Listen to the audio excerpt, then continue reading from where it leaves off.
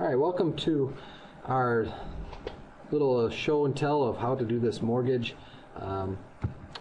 assignment that we did in the Dave Ramsey unit. If you don't know how to get there, if you're on a Moodle page and you go to assignments, again, I should maybe take it from the top here, but if you click on assignments, you won't see a bunch of these because they are hidden, but you'll see the mortgage calculations, and you'll click here and that will open up this document that I have open here. The first step for this is obviously going to be to figure out if we're going to take out a mortgage, we need to know how much money we need to take out.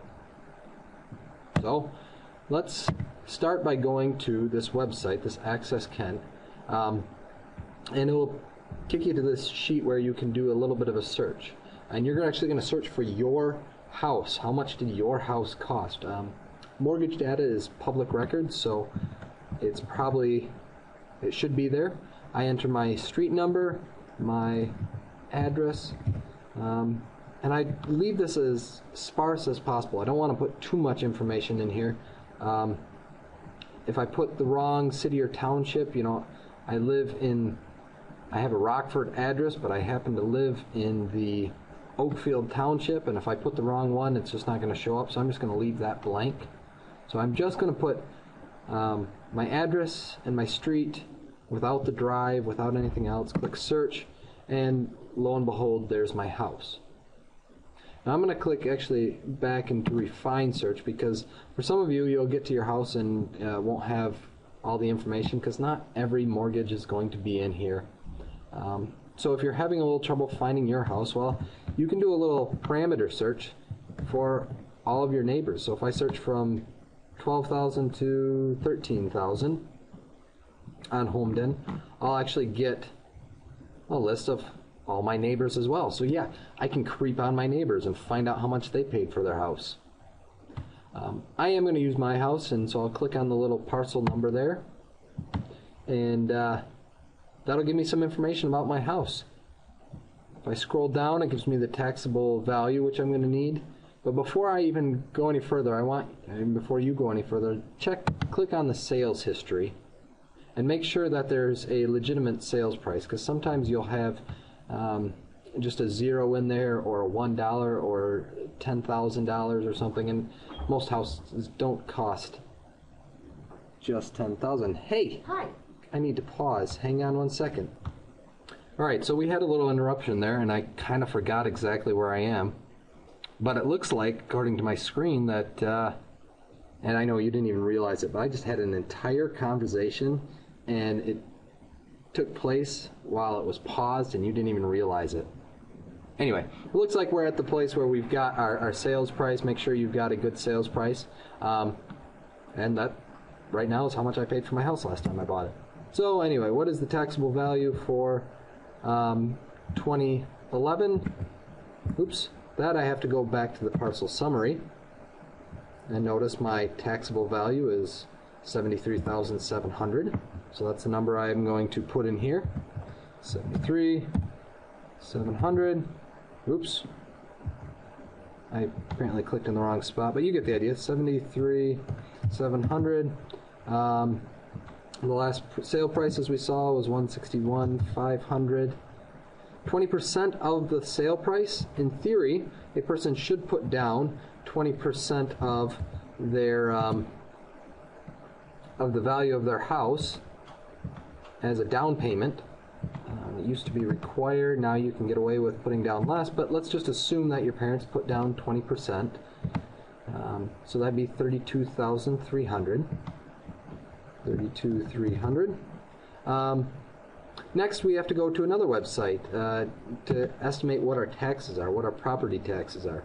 So first of all, in this box I have to put, to estimate the property taxes paid by the property owner, enter the taxable value. And we just found that, and that was $73,700. And I have to select my county. You, if you're doing this assignment, are in Kent County. You have to select your village or township.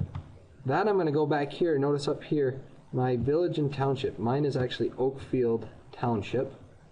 Again, most of you, it's probably going to be Grand Rapids or City of Grand Rapids, But mine is Oakfield Township. And then I have to select my school district, so I'll go back to the Access Kent and notice my school district is Greenville Public. So again, you'll probably be in City of Grand Rapids School District or something like that, but I am in the Greenville Public School District. And so this is my taxes for my house, $1,871. So I'll go back here. What are the yearly taxes for my house? $1,871. In yet another tab, I've got to open up a mortgage calculator. And the first one that I want to use, looks like I got to scroll up a little bit to see it, is how much will my mortgage payments be? So what was my loan amount? Let's go back to that document because this is going to help. My loan amount or my mortgage amount is going to be my price for the house minus the down payment.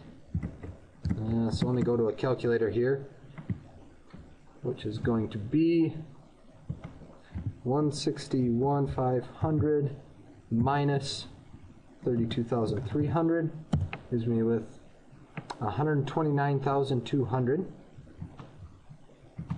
That's $129,200. That's the number then.